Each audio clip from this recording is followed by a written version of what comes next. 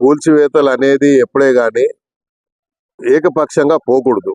ఎందుకు పోకూడదు అంటే, నేను చూస్తా ఉన్నాను కూల్చివేతలు ఎక్కడైతే రోజువారీగా వ్యాపారం చేసుకునే వాళ్ళు, వాళ్ళ జీవన ఆధారం అదే. వాడు ఆ రోజు వ్యాపారం చేసుకుంటే వాడికి పొట్ట నిండుతుంది.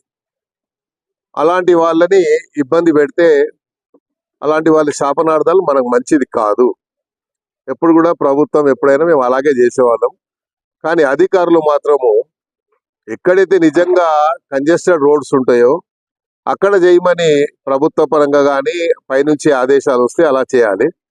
కాకపోతే వీళ్ళు ఎక్కడ అనిపిస్తే అక్కడ మాత్రం అడ్డగోలుగా చేస్తున్నారు అనేది నా అభిప్రాయం. అందుకనే నేను ముఖ్యమంత్రి గారి దృష్టికి తీసుకెళ్తాను.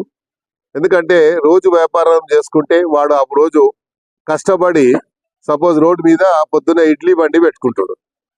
ఆ ఇడ్లీ రాత్రంతా కష్టపడి ఇడ్లీలు తయారు చేసుకొని పొద్దున రోడ్డు మీద వచ్చి పెట్టుకుంటే ఆ ఇడ్లీ బండి తీసి పడేస్తే వాడు ఆ రోజు ఏం తినాలి? ఒక ఇన్సిడెంట్ జరిగింది. ముఖ్యమంత్రి గారు మొట్టమొదటిగా సీఎం అయినప్పుడు మాదాపూర్ లో ఏదో క్యాంటీన్ ఉండే లేడీది, ఏం పేరు, కుమారి ఆంటీది కూడా ఇట్లాగే చేస్తే ముఖ్యమంత్రి గారు ఏం చెప్పారు? ఆమె జోలికి పోవద్దని చెప్పారు. సో అలాగే ఇక్కడ కూడా ఎవరి దగ్గరికి జోలికి పోవద్దని మేము చెప్తున్నాం. ఎందుకంటే వాళ్ళు రోజు వ్యాపారం చేసుకునే వాళ్ళు. ఒకవేళ అలా పాలసీ కింద తీసుకుంటే సిటీ మొత్తంలో అయితే మీరు ముందు ఓల్డ్ సిటీ నుంచి మొదలు పెట్టండి. ఓల్డ్ సిటీలో ఎక్కడెక్కడ ఉన్నాయి అలా మీరు చేయండి. మీకు ఏమి ఇబ్బందులు కలగకుంటే మా దగ్గర కూడా ఇబ్బంది లేకుండా నేనే చెప్తా వాళ్ళకి. కాబట్టి ఇది చేయొద్దని నేను చెప్తున్నాను. ఎందుకంటే దీనివల్ల ప్రభుత్వానికి చెడ్డ పేరు వస్తుంది.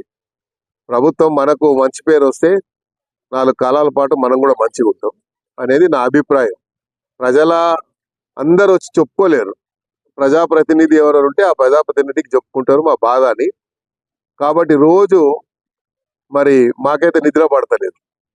రోజు ఎక్కడో ఈ రోజు ఇక్కడ గులగొడతారంట, రేపు అక్కడ గులగొడతారంట. ఏదంటే వాళ్ళు ఏం చేస్తారు, ఇన్ఫర్మేషన్ రాగానే నా ఇంటికాడికి వచ్చి కూర్చుండిపోతారు. నేను హైదరాబాద్లో పుట్టి పెరిగినోని, హైదరాబాద్లో ఉన్నోని, నా జీవితం అంతా రాజకీయ జీవితం అంతా హైదరాబాద్లో మొదలైంది. మరి హైదరాబాద్లో పుట్టి పెరిగిన వాడిగా నా జవాబుదారీగా ఉంటుంది. పుట్టి నా నియోజకవర్గానికి నేను పరిమితం కాదు. నేను రాష్ట్ర నాయకుడిగా ఎదిగిన వాడిని.